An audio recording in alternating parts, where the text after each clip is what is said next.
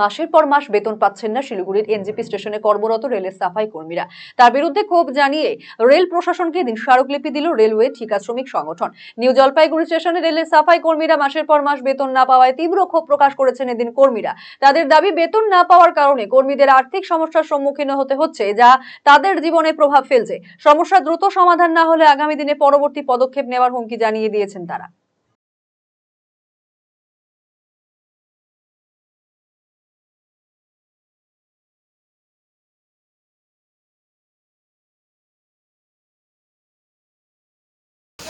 আমাদের ওই 2 মাসে স্যালারি বাকি। আমাদের যত সাফাই কর্মী আছে তাদের 2 মাসে নভেম্বর ডিসেম্বরে স্যালারিটা বাকি। এখন পর্যন্ত রেল প্রশাসন কোনো অ্যাকশন নিচ্ছে না।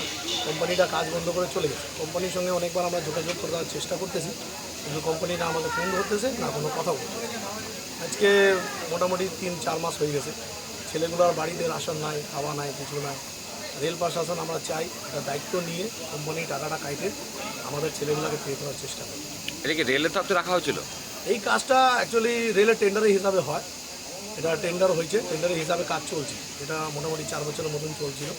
লাস্টের দিকে যখন কাজ শেষ হয় তখন কোম্পানি কী করে নভেম্বর ডিসেম্বরে স্যালারিটা না দিয়ে কিসের ছিল এটা কোম্পানিটা? এটা সাফাই কোম্পানি আছে, নিউ স্টেটাস কোম্পানি নাম। আচ্ছা, কতজন শ্রমিক আছে? আমার মোটামুটি 80 থেকে 90। আপনি কি দীর্ঘদিন থেকে পেটের বিভিন্ন সমস্যায় ভুগছেন, গ্যাসের সমস্যায় ভুগছেন? তাহলে আপনার জন্য সুখবর।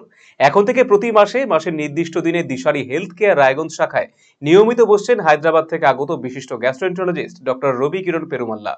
ডাক্তার রবি কিরণ পেরুমাল্লাকে দেখাতে আজই যোগাযোগ করুন দিশারি হেলথ কেয়ার উকিলপাড়া রায়গঞ্জ শাখায়। যোগাযোগ করুন 7477785509, 7477785512 এই নম্বরে।